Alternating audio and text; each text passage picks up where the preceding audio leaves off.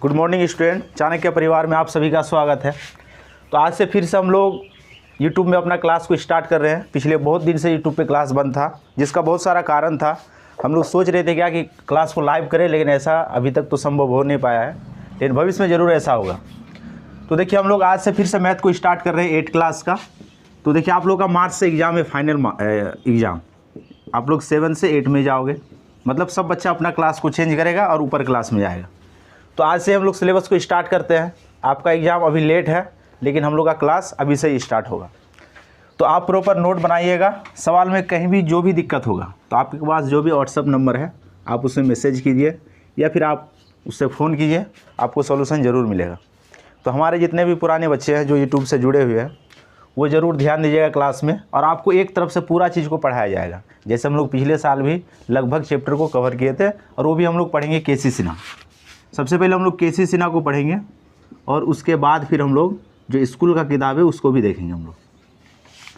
तो केसी सिन्हा में देखा जाए तो कुल मिला के 15-16 चैप्टर है, और सभी कुल मिला के 18 चैप्टर है, और इसमें से लगभग हम लोग को 15 चैप्टर तो पढ़ना ही पड़ेगा।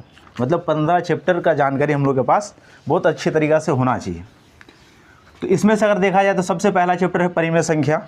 तो सबसे पहले एक बात आप लोग ध्यान रखिएगा क्या कि हम लोग तो एक तरफ से पढ़ेंगे ही, चैप्टर वाइज पूरा सवाल को हल करेंगे, एक भी सवाल को हम लोग नहीं छोड़ेंगे।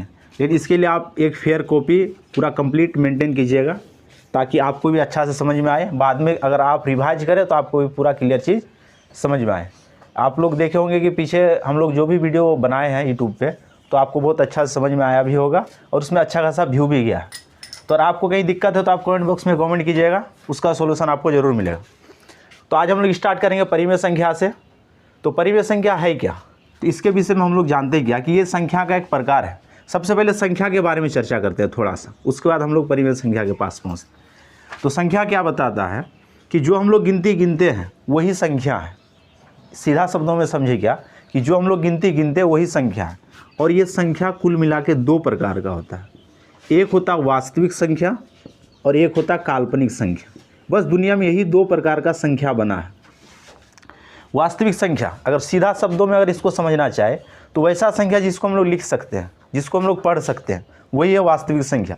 असल में इसका परिभाषा कुछ अलग है, लेकिन अगर तुमको ऐसे किसी को समझाना तो हम लोग डायरेक्ट बोल सकते हैं क्या कि वैसा संख्या जिसको लिख सके वही वास्तविक संख्या। और काल्पनिक संख्या जिसका सिर्फ हम लोग कल्पना कर सके, उसको हम लोग लिख ना सके, उसको सिर्फ हम लोग कल्पना कर सकते हैं अपने माइंड में कि ऐसा भी संख्या होता है, वो होता काल्पनिक संख्या।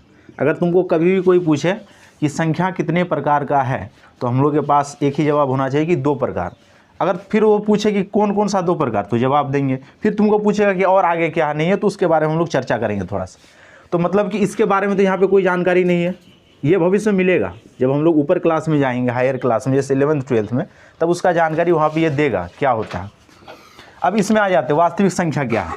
तो वास्तविक संख्या भी क्या बताए कि जिसको हम लोग लिख सकते हैं, जिसको हम लोग पढ़ सकते हैं, जिसका हम लोग कल्पना नहीं, मतलब कि जिसको हम लोग सही में लिख सकते हैं इस बोर्ड में, वो हो जाएगा वास्तविक संख्या।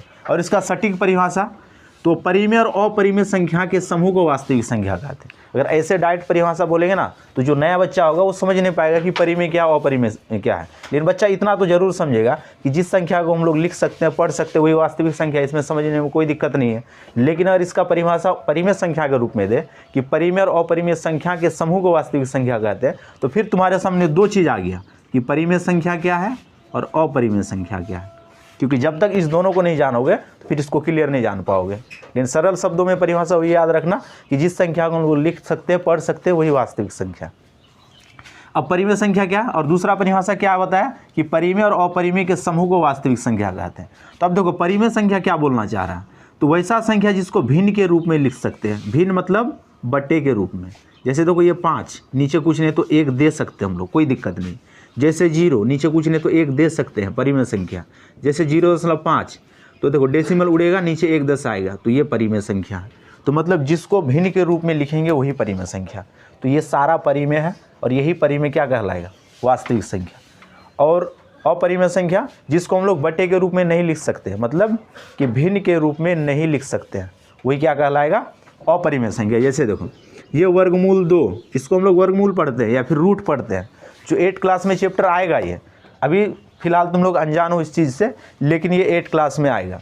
अब देखो ये हो गया अपरिमेय संख्या। अब फिर तुम्हारे मन में सवाल होगा कि क्यों, इसके नीचे तो हम लोग 1 दे सकते हैं, मतलब ये जो √2 है इसके नीचे तो 1 दे सकते हैं। हाँ 1 दे सकते हैं, लेकिन शर्त क्या है कि पहले आप इसको हटाइए तब 1 दे सकते हैं। देखो इसके ऊपर कुछ नहीं था तब 1 दिए हैं, तो इस चीज़ को जब तक आप नहीं हटाइएगा तब तक 1 नीचे नहीं आ सकता, तो इसीलिए हो जाएगा ये अपरिमेय संख्या। जैसे √3, अब कोई बोलेगा इसके नीचे 1 दे देंगे तो परिमेय हो जाएगा, तो नहीं, ऐसे नहीं होता। पहले इस रूट को हटाओ, इसको रूट बोलते हैं इंग्लिश में और हिंदी में इसको बोलते हैं वर्गमूल। जब तक इसको नहीं हटाओगे तब तक हम लोग नीचे 1 नहीं दे सकते हैं, तो ये हो गया अपरिमेय संख्या। अब जैसे कोई बोल देगा √4, तो ये फिर परिमेय है। अब ये परिमेय कैसे हो गया, तो हम लोग जब वर्गमूल वाला चैप्टर पढ़ेंगे तो वहाँ पे बताता क्या कि जब किसी संख्या को युग्म के रूप में गुना करेंगे तो वर्ग या फिर वर्ग संख्या या फिर वो वर्ग कहलाता उस संख्या का, और जब उसी वर्ग में से मतलब उसी संख्या के गुणनखंड में से जब एक संख्या को अलग निकाल लेते हैं जोड़ा जोड़ा में से एक बार, तो वो कहलाता वर्गमूल। कहने का मतलब कि देखो 2 को खुद के साथ 2 बार गुना किए तब ना 4 आया, तो ये इस संख्या का वर्ग है। जब इसका वर्गमूल निकालोगे तो फिर वही बात है कि इसका गुणनखंड कर दो और 2 बार में से 1 बार निकाल लो, तो इस 4 में से 2 को निकाल सकते हैं, इसीलिए ये परिमेय संख्या होगा ना कि अपरिमेय। फिर इसके बारे में हम लोग चर्चा करेंगे, जब वर्गमूल वाला चैप्टर आएगा तो इसको चर्चा करेंगे। तो ये परिमेय होगा, ये सारा अपरिमेय है। तो वैसा संख्या जिसको बट्टे के रूप में नहीं लिखेंगे वो अपरिमेय, और जिसको बट्टे के रूप में लिखेंगे वो परिमेय। तो ये परिमेय और अपरिमेय को मिलाएंगे तो आ जाएगा वास्तविक संख्या। तो चलो यहाँ तक तो समझ में आ गया बात, लेकिन इसके अलावे भी संख्या का बहुत सारा प्रकार है। अब यहाँ पे देखो, अगर तुमको संख्या पूछे तो 2 प्रकार, वास्तविक संख्या, काल्पनिक संख्या। अब फिर पूछे कि वास्तविक संख्या कितना प्रकार, तो एक परिमेय संख्या और एक अपरिमेय संख्या। अब इसके बाद अगर तुमको पूछे कि परिमेय संख्या कितना प्रकार, तो अब यहाँ पे एक उत्तर होगा क्या कि परिमेय संख्या का कोई अंत नहीं है। परिमेय संख्या का बहुत सारा प्रकार है, 5 प्रकार, 10 प्रकार, 20 प्रकार, कुछ भी प्रकार हो सकता है परिमेय संख्या का। अगर यहाँ पे तुमको कोई पूछ दे कि परिमेय संख्या का कितना प्रकार है, तो शायद हम लोग के पास कोई जवाब नहीं है। अब हम लोग पढ़ रहे हैं इसी चैप्टर को, तो इसी को लेके चलते हैं हम लोग। तो इसको लेके अगर चले हम लोग यहाँ पे, तो हम लोग चर्चा करते हैं यहाँ पे परिमेय संख्या का सबसे पहले, क्योंकि चैप्टर वही है कि परिमेय संख्या से संबंधित जो भी बात है वो सारा चीज़ को इसमें बताने का कोशिश किया है। तो परिमेय संख्या, तो परिमेय संख्या का अगर प्रकार देखें तो सबसे पहले पूर्ण संख्या, ये भी परिमेय संख्या का ही प्रकार है, पूर्ण संख्या। उसके बाद प्राकृत संख्या, तो जितना बोल रहे हैं सिर्फ आप लोग उसको उतना सुनिए, बाद बाकी आएगा जो उसको तो हम लोग डील करेंगे यहाँ। तो प्राकृत संख्या दूसरा, ये 1 नंबर, ये 2 नंबर प्राकृत संख्या, 3 नंबर में भाज्य संख्या, 4 हो गया अभाज्य संख्या, 5 हो गया सम संख्या, 6 हो गया विषम संख्या। जितना प्रकार का संख्या सोच सकते हैं सारा हो सकता है इसमें। 7 में हो जाएगा वर्ग संख्या, 8 में घन संख्या, 9 में यौगिक संख्या। इसके अलावे भी संख्या है, जैसे योग रूढ़ संख्या, वो सारा चीज़ आ जाएगा परिमेय में। अब देखो एक चीज़ तो क्लियर हो गया क्या कि जितना प्रकार का भी संख्या है अपरिमेय को छोड़ के वो सारा परिमेय है, और वो सारा परिमेय क्या हो जाएगा, वास्तविक संख्या हो जाएगा, क्योंकि परिमेय संख्या ही वास्तविक संख्या है, सीधा सा बात। तो मतलब जितना प्रकार का भी परिमेय संख्या आएगा वो सारा का सारा वास्तविक संख्या। तो सबसे पहले देखो पूर्ण संख्या, तो इसका परिभाषा हम लोग बचपन से पढ़ते हुए आ रहे हैं कि वैसा संख्या जिसको हम लोग गिनती की वह संख्या जिसको हम लोग 0 से शुरू करें। जब गिनती गिनना हम लोग 0 से शुरू करें तो होता पूर्ण संख्या। पूर्ण मतलब होता है पूरा, जब पूरा संख्या आएगा तो वही होगा पूर्ण संख्या। लेकिन शर्त क्या है कि हम लोग गिनती में जिसको गिनते हैं, कभी भी गिनती में -1 नहीं गिने, -5 नहीं गिने, उसको गणित में पढ़ते तो अलग बात है कि हिसाब के रूप में पढ़ते, लेकिन ना आज तक कभी पहाड़ा में पढ़े माइनस वाला, ना बटे वाला, ना कभी गिने हम लोग। तो मतलब गिनती की संख्या जब 0 से शुरू होगा तो वो कहलाएगा पूर्ण संख्या। सीधा सा बात कि पूरा संख्या जिसके साथ प्लस माइनस कुछ नहीं रहेगा वही कहलाएगा पूर्ण संख्या। अब ध्यान देना, अगर 0 पूर्ण संख्या है तो इसके नीचे हम लोग 1 दे सकते हैं। अगर 1 दे दिए तो यही पूर्ण संख्या बन गया, परिमेय संख्या। तो सीधा सा बात यहाँ पे क्लियर हो गया क्या कि सारा का सारा पूर्ण संख्या परिमेय संख्या होगा। जैसे देखो इसके नीचे कुछ नहीं तो 1 दे सकते हैं, इस 2 के नीचे कुछ नहीं तो 1 दे सकते हैं, अनंत तक लास्ट तक भी उसके नीचे तुम 1 दे सकते हो। तो दुनिया में जितना भी पूर्ण संख्या है सारा का सारा पूर्ण संख्या परिमेय होगा, और परिमेय अगर वो बन गया तो वास्तविक संख्या हो गया। तो कहने का मतलब ये सारा का सारा पूर्ण संख्या पूर्ण से परिमेय संख्या, अगर परिमेय वो बन गया तो फिर वो बन गया वास्तविक संख्या। तो ये परिमेय पूर्ण संख्या समझ में आ गया होगा कि गिनती की संख्या जब 0 से शुरू होगा तो ये कहलाएगा पूर्ण संख्या। अब यहाँ पे और एक सवाल बनेगा क्या, सबसे पहले परिभाषा तो हम लोग को पता हो गया, उसके बाद तुमको सवाल यहाँ पे पूछेगा क्या कि सबसे बड़ा पूर्ण संख्या और सबसे छोटा पूर्ण संख्या। तो अगर सबसे छोटा देखें तो 0 से शुरू हुआ, तो सबसे छोटा पूर्ण संख्या 0। एग्जाम में बहुत बार पूछा इस सवाल को, हो सकता है कि फिर फाइनल एग्जाम हो तो वहाँ पर फिर इस सवाल को पूछे हो। तो सबसे छोटा पूर्ण संख्या 0, सबसे बड़ा पूछेगा तो अनंत, कोई अंत नहीं, हम लोग करोड़ों तक लिख सकते हैं, ठीक है। तो ये था पूर्ण संख्या। अब आ जाओ जस्ट उसके नीचे प्राकृत संख्या। तो गिनती की संख्या जब 1 से शुरू हो, अब उसमें 0 शामिल नहीं होगा, गिनती गिनेंगे तो उसमें 0 शामिल नहीं होगा, वो 1 से शुरू होगा, तो वो सारा कहलाएगा प्राकृत संख्या।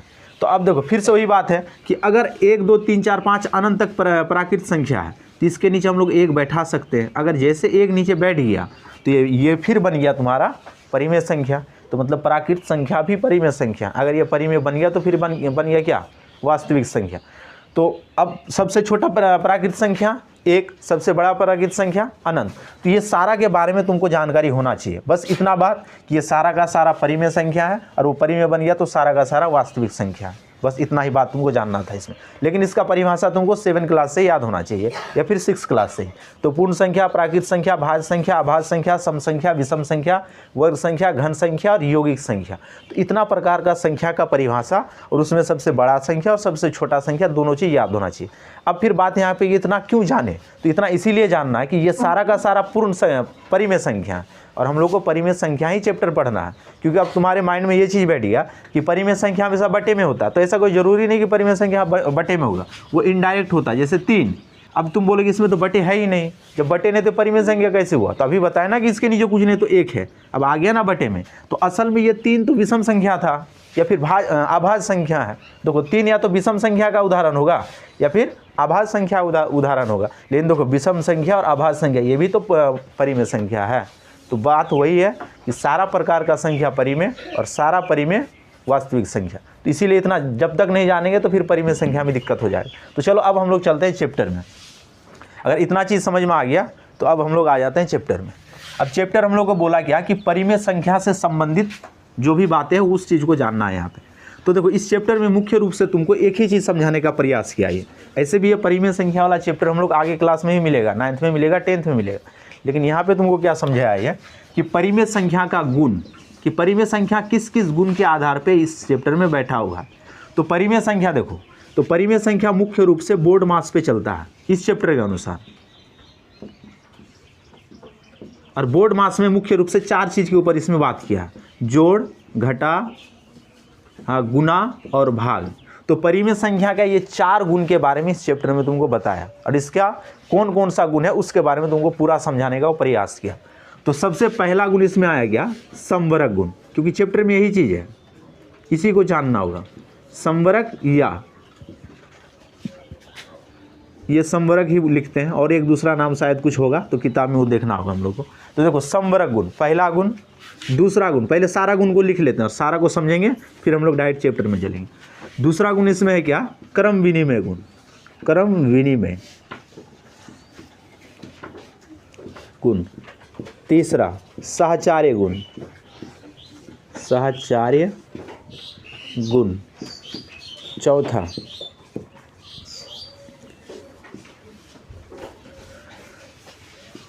योज्य तत्समक।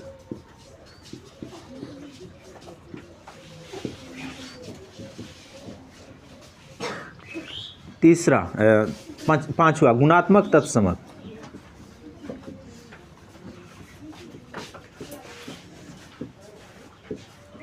छठा योज्य प्रतिलोम।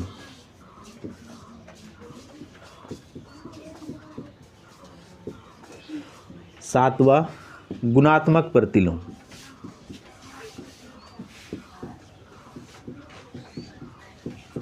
तो बस इतना चीज के ऊपर इस चैप्टर में बात किया है।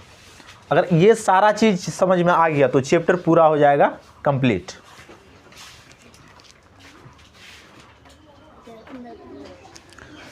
अब देखो ये सारा पॉइंट को अगर समझ जाएंगे हम लोग तो चैप्टर फिर सारा क्लियर हो जाएगा, क्योंकि चैप्टर यही से स्टार्ट है। अब देखो सबसे पहला क्या, समवरक गुण। सबसे पहले माइंड में ये बैठा कि ये गुण परिमेय संख्या के लिए आया है, क्योंकि चैप्टर है परिमेय संख्या, तो ये गुण परिमेय संख्या के लिए। लेकिन इसके अलावा देखो ये जो 7 गुण लिखा हुआ है ना, इसके अलावा भी गुण हो सकता है, लेकिन 8 क्लास तक में नहीं है। ये गुण सिर्फ परिमेय संख्या के लिए लागू नहीं है, दुनिया में जितना प्रकार का संख्या सबके लिए लागू है। लेकिन शर्त वही है कि हम लोग परिमेय संख्या पढ़ रहे हैं, तो इस गुण को हम लोग परिमेय संख्या में लागू कर रहे हैं। तो सबसे पहला गुण है समवरक गुण। तो समवरक गुण बताना क्या चाह रहा है उसको समझना। पहले ये बोल रहा है क्या कि जब किसी संख्या को आप किसी भी संख्या के साथ जोड़िएगा और वही संख्या फिर से प्राप्त हो रहा है, मतलब उसी समूह के संख्या प्राप्त हो रहा है, तो वो कहलाएगा समवरक गुण। या फिर घटाने पर भी। तो सबसे पहले हम लोग जोड़ के लिए पढ़ते हैं। देखो समझो इस सवाल को। जैसे देख लो 5 जोड़ 3 कर दिए, तो ये बराबर आ गया 8। अब ध्यान देना, ये 5 भी पूर्ण संख्या, एक नंबर को समझ रहे हम लोग समवरक गुण को, ध्यान देना यहाँ पे। तो देखो 5 भी पूर्ण संख्या, 3 भी पूर्ण संख्या, दोनों को जोड़ दिए तो आ गया 8। ये 8 भी पूर्ण संख्या है। तो समवरक गुण तुमको यही बताना चाह रहा है कि जब आप किसी भी समूह के संख्या को, मतलब ये पूर्ण संख्या था, ये सारा पूर्ण संख्या, ये भी पूर्ण संख्या, ये भी पूर्ण संख्या, जब दो आपस में पूर्ण संख्या को जोड़िएगा, जोड़ने के बाद अगर पूर्ण संख्या मिल जाए तब उसको हम लोग बोलेंगे कि समवरक गुण है। तो मतलब अब देखो यहाँ पे ये भी पूर्ण संख्या, ये भी पूर्ण संख्या, जोड़ने के बाद आ गया पूर्ण संख्या। तो मतलब समवरक गुण जोड़ के लिए सत्य है। किसके लिए सही है?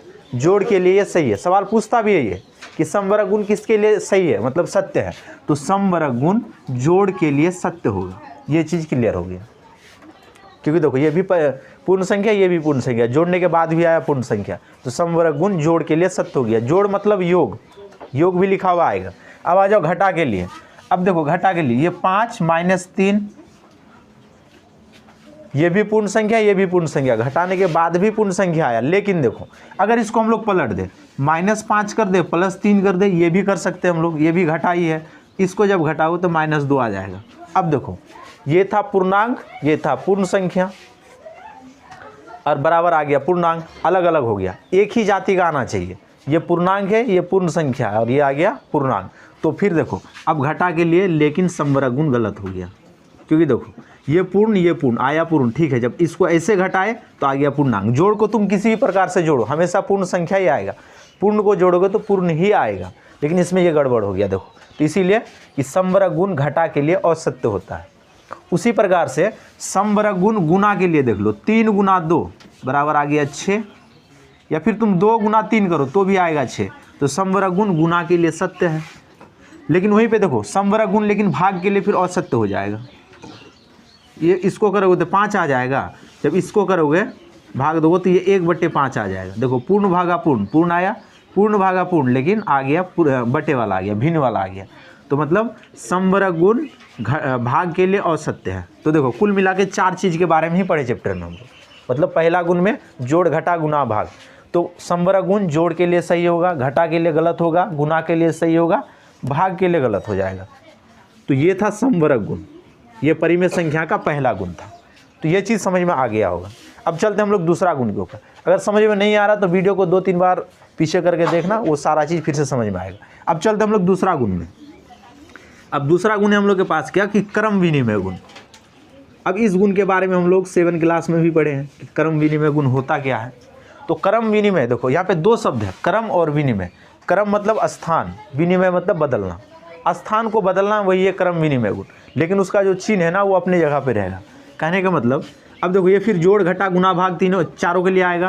देखो ये 10 जोड़ 2, या फिर तुम 2 जोड़ 10 करो। देखो चिन्ह बदला, इसके अंदर जो जोड़ था वो अपने जगह पे है, इसके साथ कुछ नहीं हुआ, वो अपने जगह पर ही है। तो 10 जोड़ 2 या फिर 2 जोड़ 10 दोनों अपने स्थान पे ही है। मतलब सॉरी, स्थान तो बदला लेकिन चिन्ह अपने स्थान पे ही है। लेकिन देखो जोड़ने के बाद कुछ फर्क नहीं पड़ा, ये भी 12 पूरा, ये भी 12 पूरा। तो यही कहलाया क्रम विनिमय गुण। मतलब स्थान को परिवर्तन किए, चिन्ह को परिवर्तन नहीं किए, और उसके बाद रिजल्ट सेम आ रहा, तो क्रम विनिमय गुण उसके लिए सही होगा। तो देखो क्रम विनिमय गुण जोड़ के लिए सत्य हो गया। तो क्रम विनिमय गुण जोड़ के लिए सत्य है। अब चलते हम लोग किसके लिए तो देखो यहाँ पे हम लोग परिमेय से संबंधित गुणों को देख रहे थे, तो उसमें से हम लोग समवरक गुण को देख लिए कि समवरक गुण होता क्या है। तो इसके बारे में पूरा हम लोग समझने का प्रयास किया और इसको समझ भी गए हम लोग। अब आगे जितना भी और 6 गुण बचा उसको हम लोग नेक्स्ट वीडियो में डिस्कस करेंगे हम लोग। उसके बाद फिर हम लोग चैप्टर में आएंगे, क्योंकि वीडियो बहुत लंबा हो रहा है, तो उसको हम लोग कोशिश करेंगे कि कल पूरा थ्योरी को समाप्त करेंगे और चैप्टर को स्टार्ट करेंगे। तो आज हम सिर्फ और सिर्फ थ्योरी को समझाने का प्रयास किए हैं। तो आई होप कि आपको यहाँ तक ये चीज़ समझ में आया होगा। अब आगे का जितना गुण है, जितना चीज़ यहाँ पे लिखे थे हम, वो सारा चीज़ को हम लोग फिर कल के वीडियो में देखेंगे। तो आज हम लोग वीडियो को यहीं पे समाप्त करेंगे, लेकिन उससे पहले आप लोग हम कोचिंग के बच्चे से मिलाना चाहेंगे कि हमारा कोचिंग किस जगह पे है। तो आप देख सकते हैं हमारे बच्चे को, ये हमारा कोचिंग है और ये छोटा छोटा बच्चा है सब, जो बहुत ही दूर से आता है सब बच्चा। आपको विश्वास नहीं होगा, ये कोचिंग हमारे पूर्णिया ज़िला में है, जो बिहार का सबसे पिछड़ा ज़िला माना जाता है। और यहाँ पे जितना बच्चा बैठा हुआ है, ये लगभग 10 किलोमीटर दूर से यहाँ पढ़ने आते हैं, क्योंकि ये बहुत ही देहाती क्षेत्र है, पढ़ाई के मामले में बहुत ही पीछे है। और बाद बाकी देख सकती है टीना का कोचिंग है। और यहाँ पे कुछ फ़ोटो है, ये डॉक्टर सर्वपल्ली राधाकृष्णन जी है, ये हमारे चंद्रशेखर आज़ाद जी है, और यहाँ पे missile man doctor APJ Abdul Kalam है। तो ये हमारा कोचिंग संस्थान है। तो यहाँ पे बहुत ही ज़्यादा समस्या है, इसीलिए आप लोगों को यूट्यूब पे क्लास नहीं दे पाते जल्दी, क्योंकि यहाँ पे साधनों का बहुत ही ज़्यादा कमी है। हम लोग सोच रहे क्या कि यहाँ पे हम लोग ऑनलाइन क्लास को स्टार्ट करें, लेकिन ऐसा हो नहीं पा रहा। तो आप लोग ज़रूर हम लोग को सपोर्ट करें, हमारे चैनल को आगे बढ़ाएं, अपने दोस्तों तक शेयर भी करें, ताकि हमारा चैनल आगे बढ़े और इससे हम लोग को अगर थोड़ा बहुत भी इनकम मिले तो उसको हम लोग आगे तक ले जा सकते हैं कोचिंग को, आपके हेल्प के लिए। तब आप जो चाहिएगा तो हम लोग उस चीज़ को कर सकते हैं। तो आज हम लोग वीडियो को यहीं पे समाप्त करते हैं। धन्यवाद।